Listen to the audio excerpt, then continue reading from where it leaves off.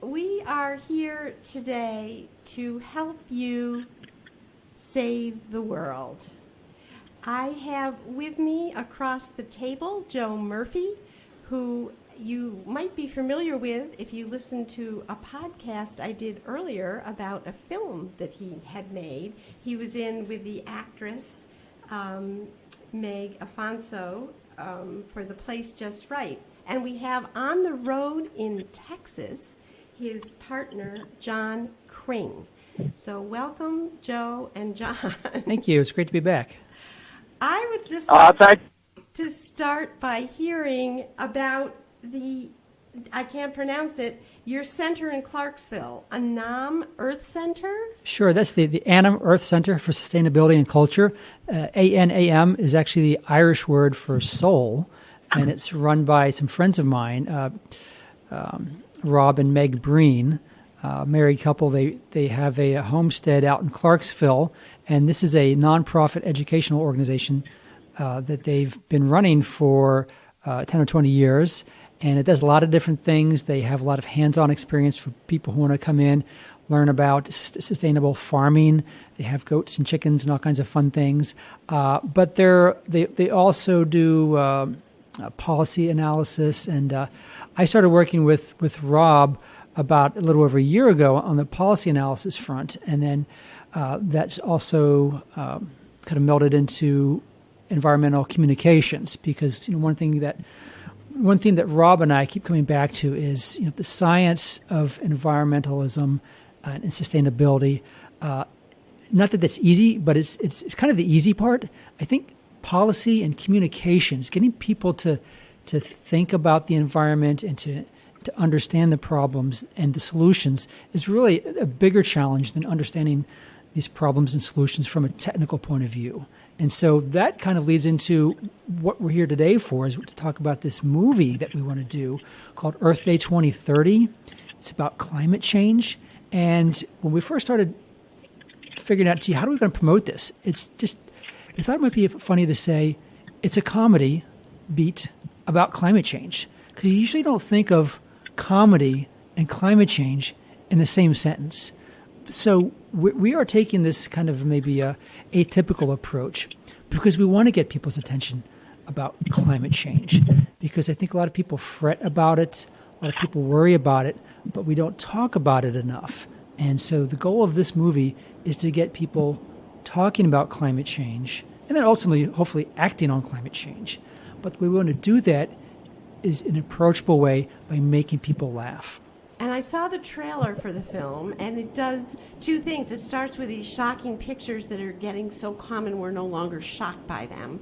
Various disasters. Hurricanes and floods and fires. And then it cuts away to children saying they're bored hearing about it. But then it gets them so that they're interested. And that seems to me the key. You've also, the two of you, launched a blog on the last Earth Day.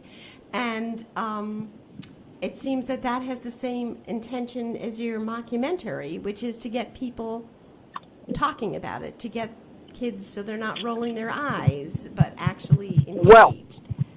Well, there's an old saying that everybody talks about the weather, but nobody does anything about it. And I feel like that is where we are kind of now with climate change. It feels like something that is inevitable, and that you either believe that it is an impossible situation, or you are in denial that it's even an issue. And instead of, finding, what it is that we can do on an ongoing basis, the little things that, can have a very great effect. There was a time in this country where there was trash all over the side of the road. And Betty Ford said, we need to do something about that. And within a few years, that had been cleaned up. So, obviously this is a larger issue than trash on the side of the road, but that is a message to all of us that there are things that we can do about it. And I feel like these blogs are another example to, share with people, these are the little things that you can do, just like we're doing this little thing of making a short film that Joe wrote. Yeah, the little things, like my sister sent out a calendar last month with clothes on a line and quoted Bill McKibben on how everybody can have a clothesline. So I went out and hung one. But you begin to feel like all these little things maybe aren't enough. I don't know. One of the things I liked about your blog was you have very specific ideas. And just paging through some of them here, this is one by Elizabeth Hedrick Mosier and Anna Sharrett of the Free Forest School. And they write about creating opportunities for young children. They say how children can get depressed just feeling like, as you said, Jon, this enormity oppressing them, and what can you do about it? And then there's one I just love on in the kitchen, what you can do in the kitchen, in your own kitchen. It's just this collection that, do you too in your own lives with your own families follow some of these practices, and what are they? Well, there, like you said, there are a variety of voices in the blog. That's one of the goals that we had, is to get a lot of different people talking about it. So you don't have to be a professor, although we do have some professors who have submitted blog posts. We want parents. We want people talking about how they speak with their kids, how they speak with their neighbors, how they speak with their friends or strangers. And a number of people did write blog posts about individual practices. So, one of the things I did recently was sign up for solar energy. We can't put solar panels on our roof, but there are companies out there that you can sign up and get your electricity through a company that produces from solar panels. So, so individual tips are one thing, but public policy, what government should be doing to kind of nudge individuals on a collective basis, or to have government do itself, those are other things to talk about. But the overall theme of the blog is it's called How I Talked About Climate Change Today. And again, that could be a public policy person talking about it. We had Carl Robigo. He's head of the Pace Energy and Climate Center downstate, and he talked about going on television program and talking about nuclear energy policy. And then we have a woman who runs the Pine Hollow Arboretum over in Slingerlands. She talked on a smaller level about what they're doing there at the Pine Hollow Arboretum, and also what she's done in her individual life. And she started out with that same thing, that we're so small. Her essay that you have on your post is, we're so small, what can we do? But then she found things to do. Right. So. Right. Well, I'll give you an example. My wife, she's always looking for ways to sort of remove plastic from our lives. And she's a big fan of mustard, and she searched and searched for, ways to get large containers of mustard so she wouldn't have all of these plastic containers that she was always buying. And she wasn't really able to find anything, so she looked up, and now she makes her own mustard. And it tastes better. So there's a small little thing that, we're not contributing all of these, mustard containers to the environment and getting better mustard at the same time. So put a little mustard on it. That's a perfect analogy, that we can improve, not just sacrifice. But it seems like we need more government leadership, doesn't it? I mean, in World War II, everybody had their recycling down pat because there was a war effort that required it, and everybody had their victory gardens because they only had, certain coupons for certain amounts of food, so they had but they had a government effort leading them. I think that's an excellent point, and I think one reason that the difference between climate change versus World War II is everyone knew that World War II was a problem. It's staring you in the face. We can conceptualize it, right? It's personified in Hitler and some of the other, Mussolini and some of the other dictators or people who are enemies. But with climate change, who are you going to blame? Yeah. It's a hurricane, right? Well, yeah. Joe, you make a good point. Nobody tried to say that the bombing of Pearl Harbor was a false flag. You know, nobody was trying to say, Hitler's not that bad. I think that it's just, probably, the Democrats that are making a too big a deal about it. So, we're fighting ourselves and trying to fight, this huge problem all at the same time. And at the same time, though, climate change is a real problem on the scale, or even, I think, greater than even a world war, because we're talking about a global catastrophe.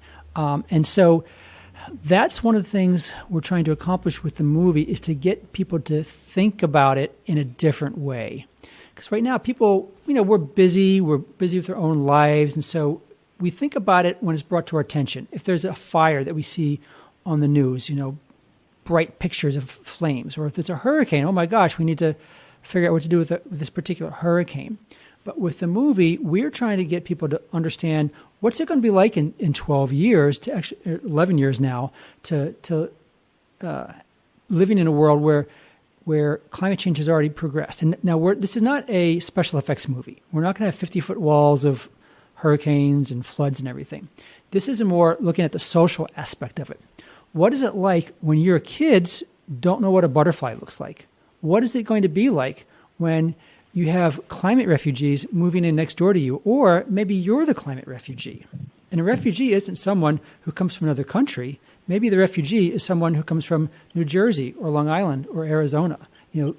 Everyone in America, pretty much, we might be subject to extreme weather. And who knows who's going to be the next person who has to find a new place to live because their house was destroyed.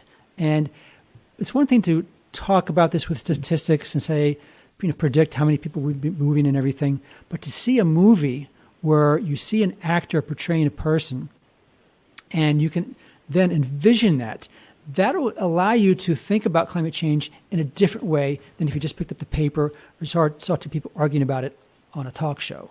So it isn't someone else's future problem. This is our problem. Right here, right now. Exactly. And so that's similar in some ways to your first movie. That's right, The Place Just Right. Because it was taking us to a future time, undisclosed, and saw how people were dealing after a terrible plague had gone through and wiped out civilization as we know it. But this is not a fantasy. This Unfortunately. is a reality, and you're portraying it. Is it giving away too much? Is it you're using some of the same young actors that you used in the other film? Yeah, there's going to be a real ensemble cast for Earth Day 2030. We're going to have about half the actors are kids and about half are adults. And, there's going to be about 20 principal actors in terms of speaking parts. In the previous movie, The Place Just Right, that was a smaller, more intimate movie, and it was science fiction, really, in that something that might happen but might not happen was climate change. It's happening now. It's already been happening. And again, the approach that we're taking to it, it's a comedy. And specifically, it's a mockumentary. So you may be familiar with that. Your listeners may be familiar with from TV shows like The Office or movies like Best in Show, Spinal Tap. It's a fake documentary. And what that allows us to do is a couple things. One is people are familiar with it, and we can really have some outrageous scenarios, and that's where some of the comedy comes in. Is you're dealing with an outrageous scenario, which you're treating as commonplace, which is kind of what we're doing with climate change. We're contemplating a world where the oceans have warmed and the glaciers have melted and sea level is rising, and we're normalizing that. And it's kind of crazy to do. But if in a movie we can bring the humor and have people where's the approach humor it. come in? I'm just trying to picture, how does humor play? I get the idea that it's real and it's here and it's now and you're going to be portraying that. But the mockumentary part comes in because how? Well, I think. Well, go ahead, John. Just a minute. well, just imagine that wherever situation that somebody is in, they try to normalize it. So here you have a world, where people have to go to the zoo to see creatures that they used to be able to go and look at their, in their backyard. Yes, it's like the frog in warm water. Exactly. If you do it very Right. slowly, the frog stays in and dies. And So it's what quick. you do?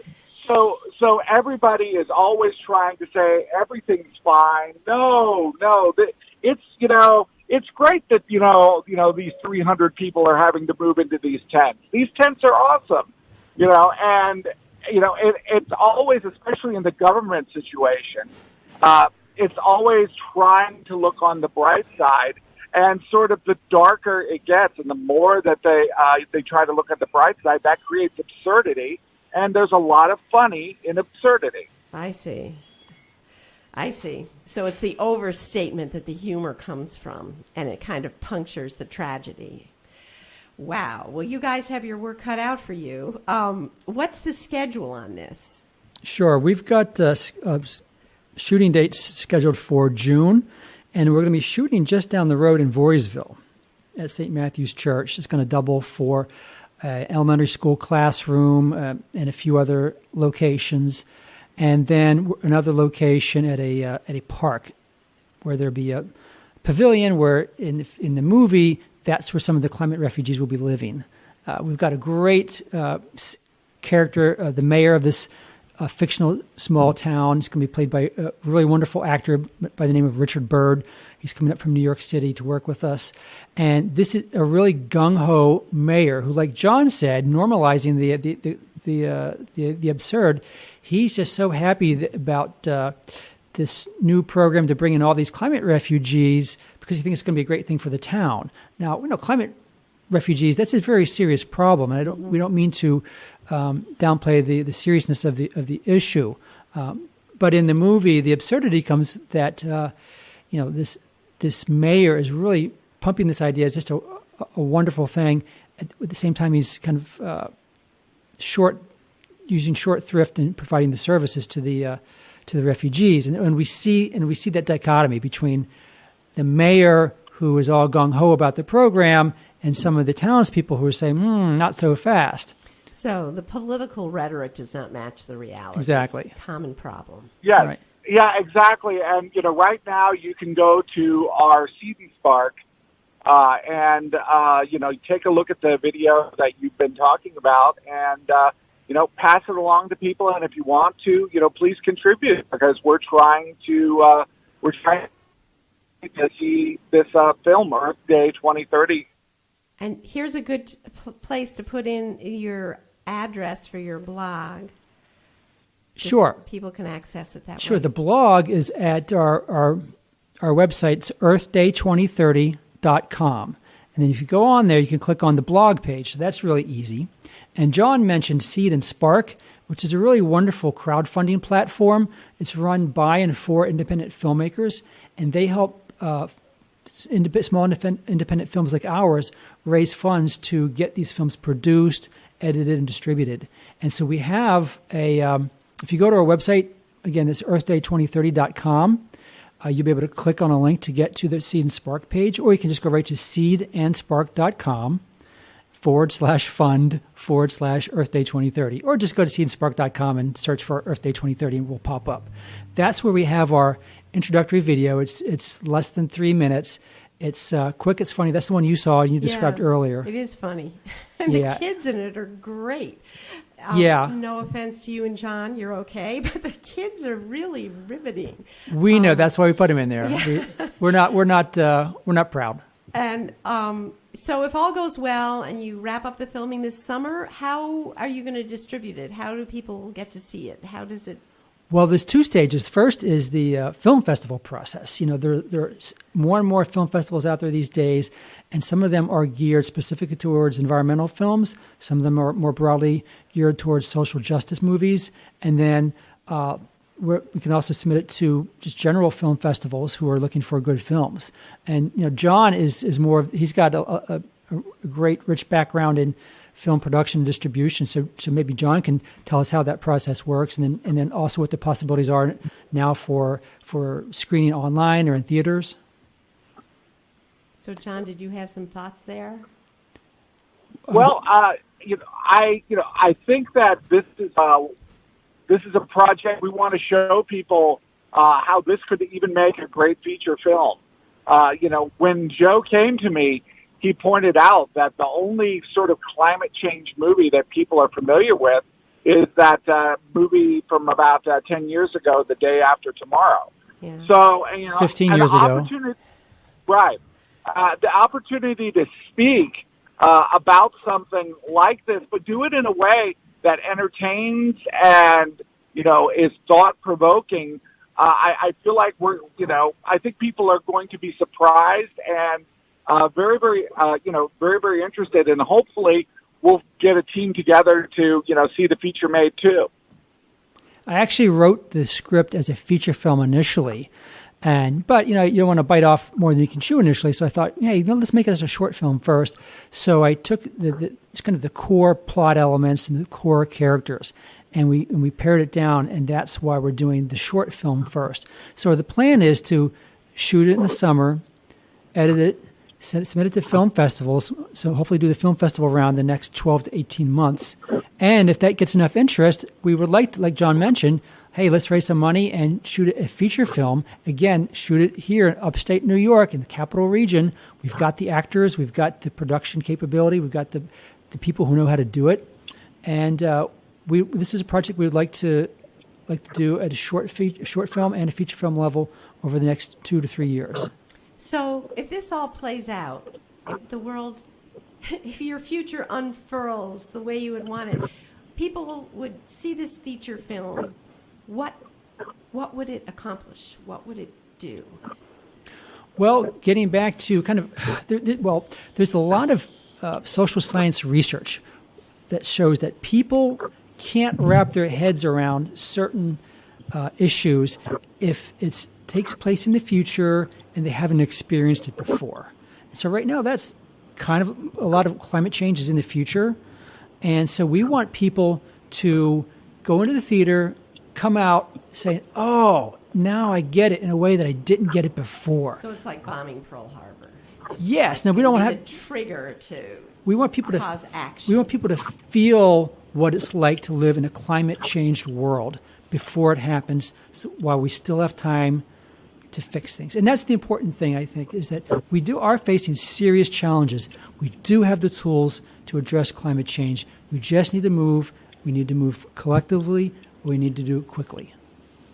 So do you have any sort of political component to your plans? Any kind of, or I saw there was only one sort of political post on your website about Republicans using some of the climate change in their policy proposals, but it just seems like to actually solve it, I mean, now that we're not even in the Paris Accord, and we're one of the nations that contributes most to the problems with global warming, that it's going to have some sort of political component in order to... Well, I do think that the government is going to need to act, and that comes down, that leads to political questions. We're not addressing that angle directly. We think that if we get people talking about climate change and thinking about climate change, I think hopefully some of the solutions will become self-evident. I mean, we certainly have our own personal opinions about what should be done, but we don't think we need to hit that over the head directly, certainly with this movie or with the blog. We think that if we get people thinking about it and talking about it, they'll get on the right path, and that's a necessary step to get to where we need to be. Well, as a small... Well, this is... Go ahead. Well, this is pardon me. This is this is a human problem. This isn't even an American problem. So anything that we do that separates us from our fellow man on this is going to be limited. Take, for example, that Burger King just released that they were going to have a vegetarian Whopper in almost every one of their stores. you never would have imagined that was something that would have happened 5 years ago. But now, one of the largest fast food chains in the world is going to have a vegetarian option, which is going to contribute positively to climate change. So, to me, our job is to show people that the little things that touch you, and when you walk out of that film, you go, you know what, I could do something. I could do this. I actually can make a difference. It's all about hope. And I think that this film, is about showing people that there is hope, but the hope is in the individual and not in just the Republicans or the Democrats or the liberals or conservatives. I hope you're right. As a small town editor for 30 years, when I 30 years ago would write editorials about climate change, I would always get a dozen letters of people telling me I was crazy. So now we've progressed, you're right, to the point where corporations have to pay attention because of what the marketplace bears.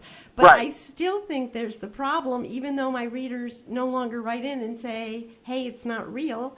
There's some people out there that still feel that way, notably our president. But the idea of moving to action is hard. Maybe we should just delve into some of the things you have on your blog, because they're really practical little things, like putting up the clothesline that people can do. Here's one that you have. It's what works and doesn't work when talking about climate change, and here we are talking about it. I hope we're following the rules. It says, the best images show how climate change hurts real people where they live. And that's what your film is going to do. Exactly. When people see climate change as a local issue, they're more likely to describe it as a personal issue. And I can see that even in local legislation on things we've covered. Certain towns we've covered have done things differently with recycling because there's enough of a nexus. And maybe in Clarksville and Voorheesville, where you're filming, people will do that. I mean, are there any favorite ones? I loved the example you had of your wife and the mustard. But do you have any other examples of things that our listeners could, put down their iPods and go out and do these things?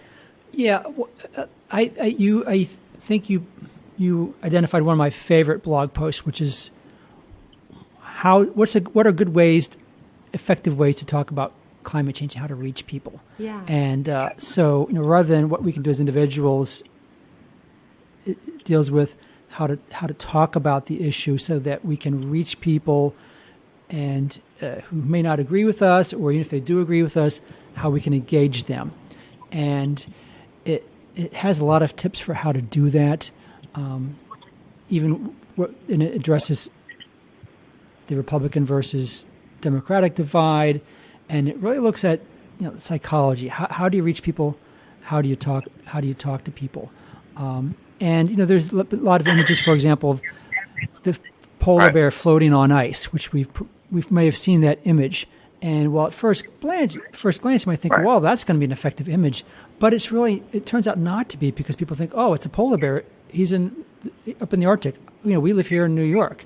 Whereas if you see a picture of people flooded in your local area, you might think, oh, gosh, climate change, it does affect us here.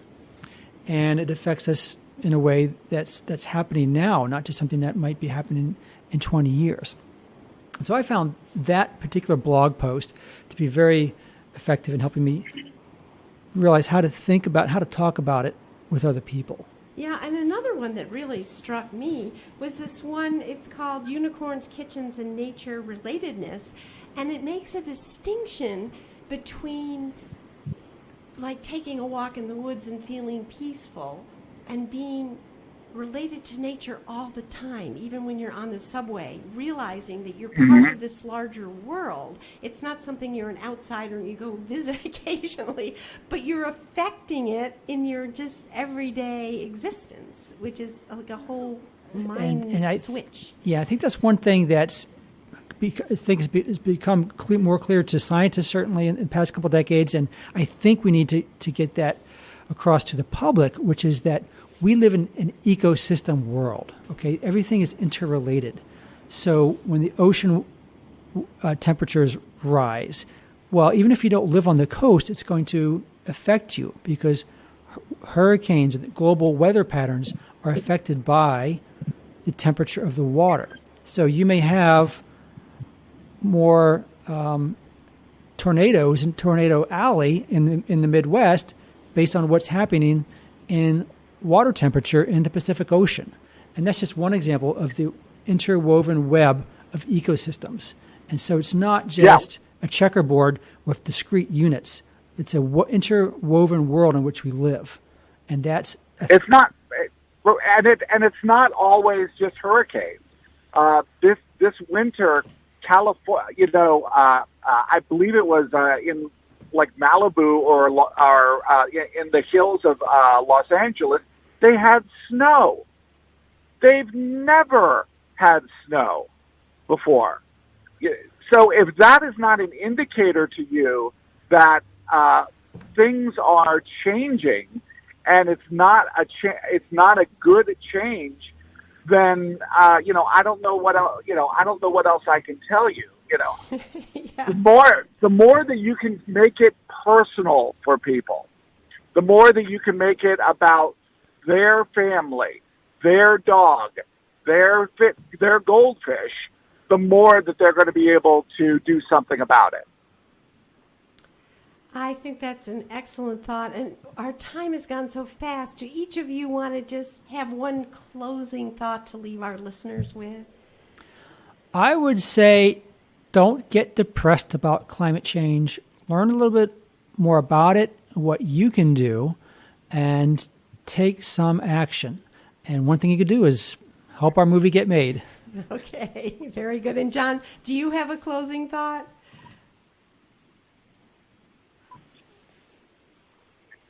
Maybe he's disconnected. No. I'm sorry. My wife was just telling me something. Oh, good. She just reminded me. She said that when she did the research, she found out that the two people in 1 year use one full tree worth of toilet paper. Your wife is really amazing. You're not just her mustard, but her toilet paper research. So what do we do about that? So she made us get a bidet, so that we would not be using that tree anymore. Oh, I love your wife. Tell her thank you. That's the best parting shot we've ever had. Over and out. Thank you.